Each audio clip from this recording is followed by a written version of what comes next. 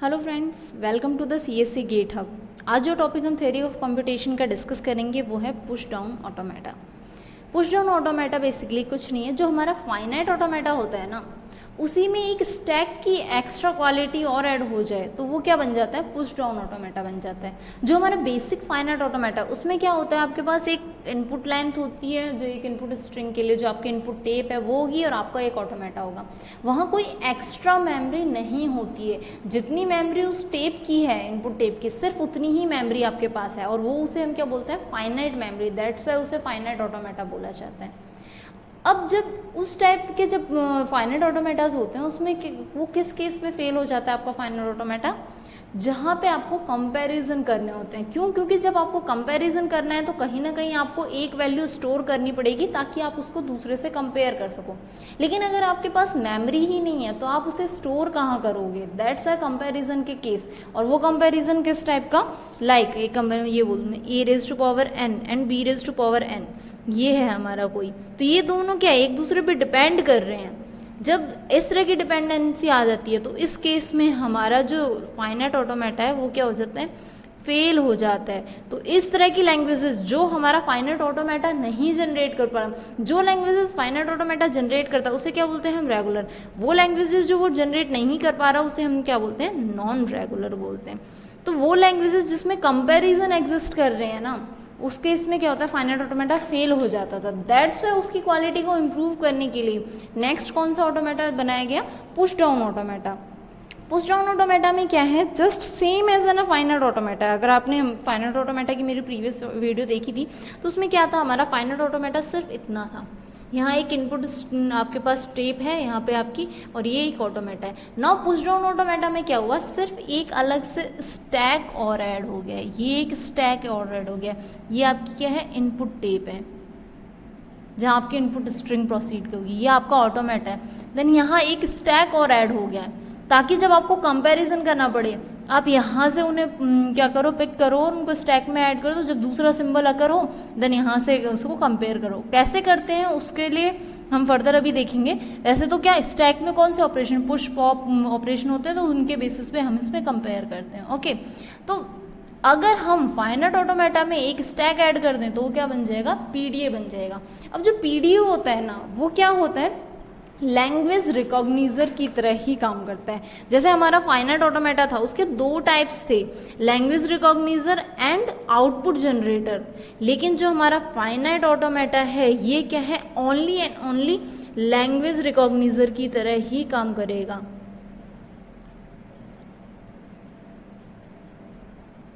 ये कोई output generate नहीं करता है, सिर्फ और सिर्फ हम कोई लैंग्वेज देंगे उसको रिकॉग्नाइज करने का काम करेगा।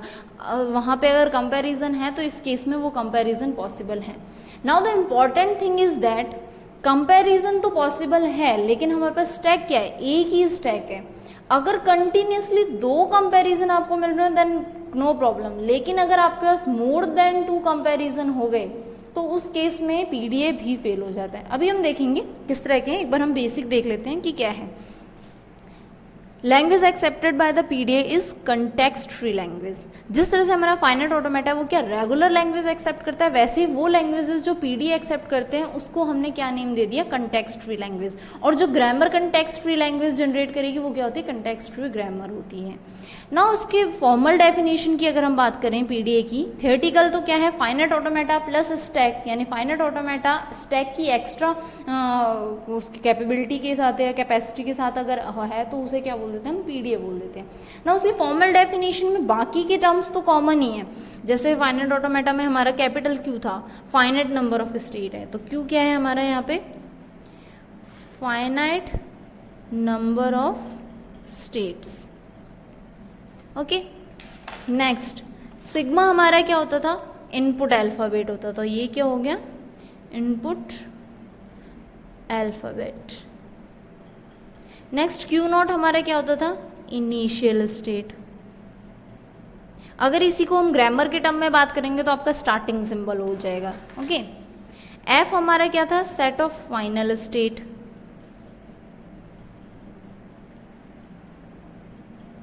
ये चीज़ें थी जो हमारी फाइनाइट ऑटोमेटा से कॉमन थी। अब जो डिफरेंस आता है ट्रांजिशन फंक्शन आपका वही है, ट्रांजिशन फंक्शन हर उसमें चेंज होता है, ऑटोमेटाज में भी, फाइनाइट ऑटोमेटा में, आपका डीएफए एनएफए सब में ट्रांजिशन फंक्शन अलग बना था, दैट्स अ ट्रांजिशन फंक्शन भी हम अभी डिस्कस करेंगे। बट ये जो चीज़ें थी ये तो कॉमन थी, ट्रांजिशन फंक्शन भी डेल्टा वही है, बट इसका जो एक्सप्रेशन है वो चेंज हो जाएगा। Z0 क्या है आपका, ये जो स्टैक है मैंने इसमें भी क्या लिखा है, Z0 लिखा है। आपको जब आप कंपाइलर में इसी को पढ़ोगे, कंपाइलर में भी पार्सिंग जो स्टेप आती है, वहाँ पे जो स्टार्टिंग सिंबल आपका स्टैक का होगा ना वो डॉलर होता है। लेकिन जब हम पीडीए की बात करेंगे, थ्योरी ऑफ कंप्यूटेशन में हम अगर इसी स्टेप की बात करें, पीडीए जो है वो कंपाइलर में एज ए ना पार्सर वर्क करता है। जो हमने वो इसकी वो देखी थी CY के एल्गोरिदम है, मैंने उसमें आपको बताया था उस चीज़ में जो मेंबरशिप हम चेक करते हैं वो क्या है, पार्सिंग है बेसिकली। तो पार्सर का रोल परफॉर्म करता है कौन, पीडीए। दैट्स जो कंपाइलर में जो सेकेंड फेज है आपका सिंटैक्स एनालाइजर, वहाँ पे जो हम पार्सिंग करते हैं वो कौन, पीडीए परफॉर्म करता है। तो वहाँ पे आपको स्टार्टिंग सिंबल डॉलर मिलेगा। लेकिन जब हम पीडीए के टर्म में बात करेंगे तो आपको स्टार्टिंग सिंबल स्टैक का क्या मिलेगा, Z0 मिलेगा। तो ये Z0 क्या है, आपका इनिशियल एलिमेंट बोल सकते हैं। स्टार्टिंग में आपको सबसे पहले ये एलिमेंट आपको मिलेगा ही मिलेगा। अब हमने ये एलिमेंट क्यों लिया है, जस्ट अभी मैं एक बार ये लिख दूं, ये क्या है हमारा इनिशियल स्टैक एलिमेंट। अब हमने ये क्यों लिया है, क्योंकि जब हम इसमें से पॉप करेंगे हमें कैसे पता चलेगा कि हमारा स्टैक एम्प्टी हो गया है, उसके लिए हमने क्या लिखा है यहाँ पे Z0 एक सिंबल ले लिया है, ताकि जैसे ही हम Z0 पे पहुंचे हमें पता चल जाए कि हमारा स्टैक एम्प्टी हो गया है। अब हम स्टैक एम्प्टी क्यों कर रहे हैं वो भी अभी आपको पता चलेगा क्यों, क्योंकि जब हम एक्सेप्टेंस करते हैं ना तो वो दो चीज़ों पे डिपेंड करता है, एक तो स्टैक के एम्प्टी होने पे डिपेंड करता है और दूसरा होता है फाइनल स्टेट, ऑब्वियसली जैसा फाइनल ऑटोमेटा में। तो वहाँ उस केस में आपको ये चेक करना पड़ता है कि हम फाइनल स्टेट पे पहुँचे हैं या नहीं, या फिर हमारे स्टैक एम्प्टी हुई है या नहीं। तो वो चीज़ हम किसके बेसिस पे डिसाइड करते हैं, Z0 सिंबल के बेसिस पे। नेक्स्ट ये है हमारा स्टैक अल्फाबेट। स्टैक में जो भी हमारे अल्फाबेट्स एंटर करेंगे A B 0 1 XYZ, वो क्या है आपका यहाँ stack alphabet. And this one last is obviously transition function. Transition function. अब हमारा पीडीए का ट्रांजिशन फंक्शन कैसे होता है, क्यों ऑब्वियसली हमारा कोई फाइनाइट कोई भी स्टेट हो सकता है, multiply with input symbol union, यहाँ पे आपका एप्सिलॉन, जैसे हम एप्सिलॉन एनएफए में जब हमने किया था तो यहाँ क्या हो गया था आपका इनपुट सिंबल यूनियन क्या हो गया था एप्सिलॉन के साथ। यहाँ पे भी आपका epsilon as an input consider होता है। कब होता है, जब आपका फाइनली स्ट्रिंग एक्सेप्ट होती है तो हम उसको एप्सिलॉन से शो करते हैं। फाइनल स्टेट पे पहुंचने के लिए एप्सिलॉन करना क्यों, क्योंकि जब हम ग्रामर देखते हैं तो ग्रामर में भी हम एप्सिलॉन किन स्टेट्स पे लगाते हैं जिन्हें हम फाइनल शो करना होता है। हमने प्रीवियस वीडियोज में ग्रामर्स देखी हुई हैं कि CFG के जो ग्रामर है उसमें हम जब कंस्ट्रक्ट करते हैं फाइनाइट ऑटोमेटा से, जो हमने CFGs कंस्ट्रक्ट की थी उस केस में हमने क्या देखा था, वो जो फाइनल स्टेट्स थी उनके लिए हम जो प्रोडक्शन में एक एप्सिलॉन भी इंक्लूड कर रहे थे, वैसे यहाँ पे भी क्या है एप्सिलॉन एज एन इनपुट है। Multiply with what, stack alphabet. क्यों, क्योंकि हमें स्टैक से तो ऑब्वियसली यहाँ स्टैक हमने लिया है तो स्टैक से हमें चेक करना ही पड़ेगा कंपैरिजन के लिए कि उससे हमें क्या मिलेगा, next state multiply with stack के एनी नंबर ऑफ अल्फाबेट्स मिल सकते हैं, सिंगल 0 मिले या तो आपको कोई ना मिले, एक मिले, देन कितने भी मतलब कि आपकी पॉसिबिलिटीज बन सकती हैं उसके अकॉर्डिंग में। तो ये हमारा क्या है ट्रांजिशन फंक्शन है पीडीए का। ओके, अब पीडीए की बात करें हम तो पीडीए में अगेन हम सबसे पहले क्या करेंगे, एक्सेप्टेंस की बात करेंगे। अभी जस्ट मैंने आपको बताया एक्सेप्टेंस, अब हम डिटेल में देखते हैं। एक्सेप्टेंस जैसे फाइनाइट ऑटोमेटा में जो एक ही एक्सेप्टेंस क्राइटेरिया होता है, क्या होता है वो कि अगर आप फाइनल स्टेट पे पहुंच गए हो तो वो क्या है आपकी स्ट्रिंग एक्सेप्ट हो गई। लेकिन पीडीए में हमारे पास यहाँ दो चीज़ें हैं, ऑटोमेटा तो है ही तो डेफिनेटली फाइनल स्टेट वाला कंसेप्ट है, अदरवाइज दूसरा कंसेप्ट क्या है, अगर आपका स्टैक ही एम्प्टी हो जाए तो उस केस में भी आपकी जो स्ट्रिंग है वो क्या है एक्सेप्टेड मानी जाती है। तो यहाँ दोनों पॉसिबिलिटीज हैं, आइदर आप फाइनल स्टेट पे पहुंच जाओ इररेलेवेंट ऑफ एम्प्टी स्टैक और नोट, या आप स्टैक को एम्प्टी कर दो इररेलेवेंट ऑफ फाइनल स्टेट। तो उन दोनों केसेस में आपकी जो स्ट्रिंग है वो क्या है एक्सेप्ट हो जाती है। तो यहाँ दोनों वही चीज़ लिखी हुई है। एम्प्टी स्टैक का मतलब क्या है, by reading the string from left to right. Obviously जब हम स्ट्रिंग को एंटर करते हैं तो इस तरह से एंटर होती है।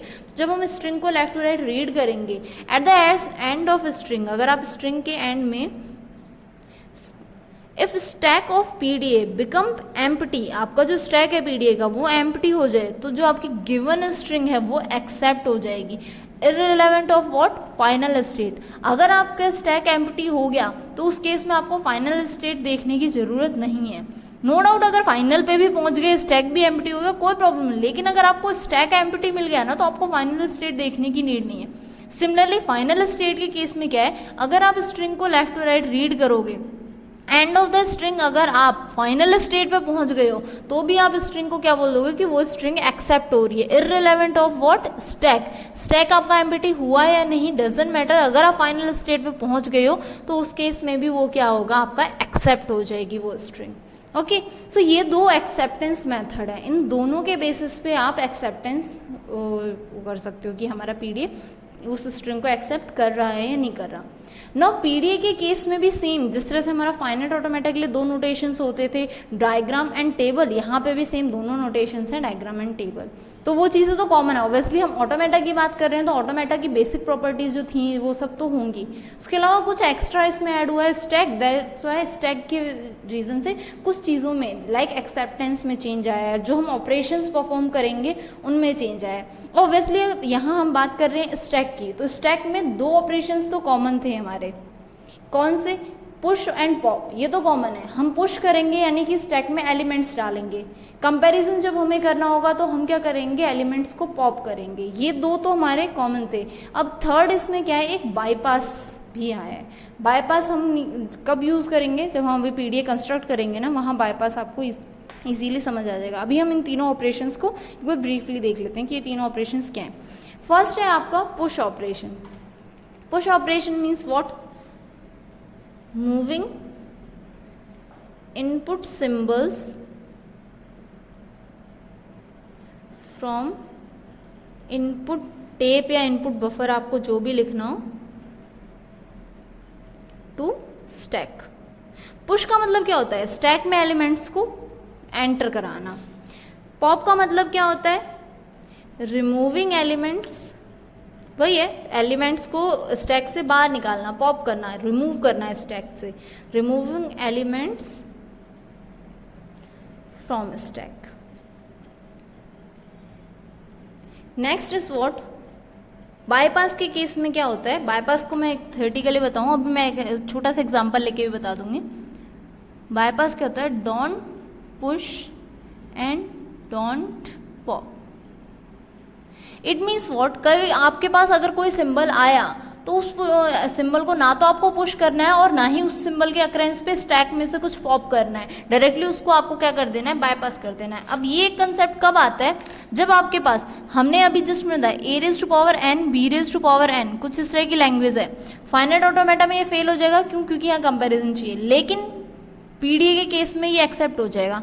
अगर इनके इन बिटवीन एक अदर सिंबल आ जाता है, फॉर एग्जांपल सी एक सिंबल आ गया, तो ए किस पे डिपेंड कर रहा है, सिर्फ और सिर्फ बी पे डिपेंड कर रहा है ना, क्यों, क्योंकि number of A and number of B same है, सी का तो कोई रोल नहीं है ना। तो सी को हम जब सी हमारे पास, हम इस तरह से फॉर एग्जांपल अगर मैं इसके लिए स्ट्रिंग लूँ तो इस तरह से triple A, number of occurrence same है, सी एंड देन ट्रिपल बी, ये ए इससे कंपेयर हो जाएगा, ये इससे कंपेयर हो जाएगा, ये वाला इससे कंपेयर हो जाएगा। सी का तो एक्चुअल में यहाँ कोई रोल ही नहीं है ना, तो इस सी को हम क्या करेंगे, बेसिकली बायपास करेंगे।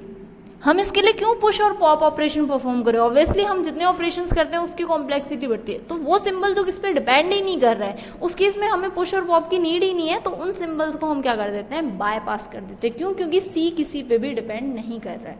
ठीक है, नाउ जो ड्रॉबैक है पीडीए की वो क्या है, ड्रॉबैक में क्या होता है, हम अभी इंट्रोडक्शन डिस्कस कर रहे हैं, उसमें लास्ट में हम एक ड्रॉबैक को देख लेते हैं, बाकी फिर नेक्स्ट पार्ट में हम जो नेक्स्ट वीडियो है उसमें पीडीए के कंस्ट्रक्शन स्टार्ट करेंगे। ओके, अब ड्रॉबैक क्या है पीडीए का, दो कंपैरिजन जहाँ हो, एक सिंबल दूसरे से डिपेंड कर रहा हो, तो उस केस में तो पीडीए उस लैंग्वेज को एक्सेप्ट कर लेगा, बट पीडीए कब फेल हो जाता है, when they requires more than one stack, और मोर देन वन स्टैक की रिक्वायरमेंट है, it means what, more than one comparison वहाँ पे है।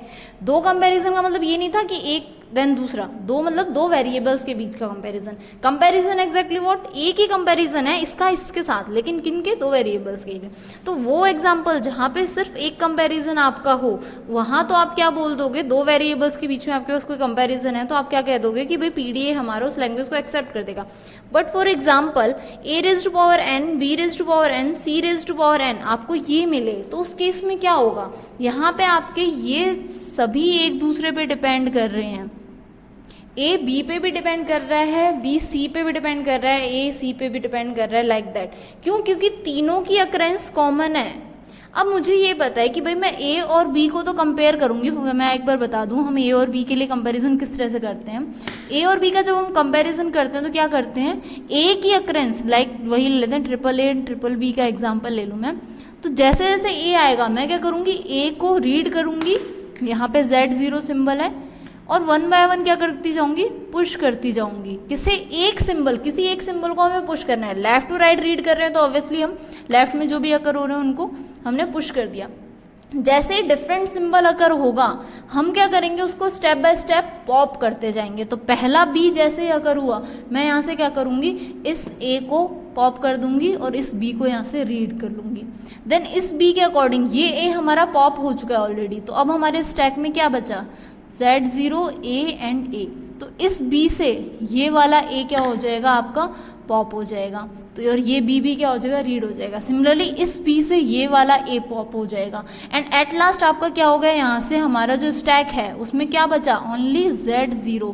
तो स्टैक क्या हो गया हमारा, एम्प्टी हो गया। तो हमने दो के लिए तो कंपेयर कर लिया। अब जैसे ही आपका स्टैक एम्प्टी हो गया, ये दो के कंपैरिजन में इस तरह से कंपेयर करेगा तो सक्सेसफुल है। जैसे ही आपका C की बात आएगी, सी के लिए तो स्टैक में कुछ बचा ही नहीं, स्टैक तो एम्प्टी हो गया ना इन दो से कंपेयर हो गए। तो उस केस में आप उसको कैसे कंपेयर करोगे। अब यहाँ आप हो सकता है पूछ लो कि अगर यहाँ पे fourth d raise to power n आ गया तो सी और डी का आपस में हो जाएगा। फाइन, सी और डी का हो जाएगा, बट इनकी अक्रेंस कॉमन भी तो थी। हो सकता है सी और डी अलग अलग वैल्यू पे आकर हुए हैं। सी के जैसे यहाँ ए और बी 3 टाइम्स आकर हुए थे, सी और डी 4 टाइम्स आकर हुए हैं। सी और डी आपस में तो चेक हो जाते, लेकिन क्या वो ए और बी से चेक हो पाते? क्यों? क्योंकि ए और बी को तो हम प्रोसेस कर चुके हैं ना, ए पुश होके पॉप हो चुका है। तो अब क्या हम सी के साथ उसे कंपेयर कर सकते हैं? नहीं कर सकते हैं। दैट्स वाई वहाँ जहाँ पे आपको मोर देन वन स्टैक की नीड हो, यानी जहाँ आपको मोर देन वन कंपैरिजन मिल रहे हो, मोर देन 2 वेरिएबल्स के बीच में कंपैरिजन मिले, वहाँ आपका जो पीडीए है वो फेल हो जाता है। Now the special case is what, जैसे हमने अभी ये डिस्कस किया था, अगर आपको कंपैरिजन मल्टीपल वेरिएबल्स में मिल रहे हो लेकिन कंपैरिजन एक एक ही हो, like for example a raise to power n, b raise to power n मिला, second c raise to power m and d raise to power m है, तो ये भी पीडीए क्या करेगा, एक्सेप्ट करेगा। क्यों? क्योंकि कंपैरिजन तो क्या है, इसके और इसके बीच में, देन इसके और इसके बीच में कंपैरिजन होगा। कंपैरिजन तो एक एक के बीच में। यहाँ एक बार को हम देखें तो कंपैरिजन क्या है, 2 है, लेकिन डिपेंडेंसी किनके बीच में है, इनकी आपस में। इस यहाँ एक डिपेंडेंसी है, यहाँ एक डिपेंडेंसी है, तो इस तरह के में भी क्या होगा, वो चेक हो जाएगा। ए एंड बी अभी जैसे हमने जस्ट देखा उसके अकॉर्डिंग हमारे ए एंड बी चेक हो जाएंगे। देन उसके बाद क्या होगा, सी पुश होगा जब तक सी अगर हो रहा है, जैसे ही डी अगर होना शुरू हुआ सी पॉप होना शुरू हो जाएगा डी के काउंटिंग के बेसिस पे। तो वहां जहाँ कंपैरिजन एक एक ही है लेकिन अलग अलग वेरिएबल में अलग अलग कंपैरिजन है, तो वहां पे भी हो जाएगा। भले अब यहाँ पे आपकी काउंटिंग इंक्रीज हो जाए, a raise to power n, b raise to power n कर दे, c raise to power m, d raise to power m कर दे, then p raise to power let's say a and q raise to power b हो गए, तो sorry ए। तो ये क्या है, एक एक कंपैरिजन ही है, भले वेरिएबल्स इंक्रीज हो गए लेकिन कंपैरिजन क्या है, एक एक ही है उनके बीच में। तो इन सब केसेस को भी क्या पीडीए एक्सेप्ट करेगा। वो केसेस जहां आपके कंपैरिजन यानी कि 2 वेरिएबल से ज्यादा वेरिएबल एक दूसरे पे डिपेंड हो जाए। अगर आप शॉर्ट में याद करना चाहो तो क्या 2 वेरिएबल्स अगर आपस में डिपेंड हो देन वैलिड है वो वहां से पीडीए एक्सेप्ट करेगा। लेकिन 2 वेरिएबल से ज्यादा वेरिएबल जैसे एक दूसरे पे डिपेंड हो जाएंगे ना, उस केस में हमारा क्या हो जाता है, पीडीए फेल हो जाता है। तो ये मेजर ड्रॉबैक है पीडीए का। दैट्स वाई हमने नेक्स्ट क्या, ट्यूरिंग मशीन इन्वेंट की थी, जिसमें आप any number of comparison check कर सकते हो। जो ट्यूरिंग मशीन क्या है, मोस्ट पावरफुल मशीन है इस टाइम पे। सो ये था इंट्रोडक्शन ऑफ पीडीए। अगर आपको इसमें कोई भी डाउट है तो आप मुझसे कमेंट सेक्शन में पूछ लीजिए। नेक्स्ट पार्ट में हम क्या करेंगे, पीडीए के कंस्ट्रक्शन स्टार्ट करेंगे कि अगर हमें कोई लैंग्वेज गिवन है, उस लैंग्वेज के लिए हम पीडीए कैसे ड्रॉ करेंगे, उसके लिए क्या स्टेप्स बनेंगी सीएफजीज की, हम वो देखेंगे। Okay, thank you so much for watching this video. Please like and subscribe my channel CSC gate hub.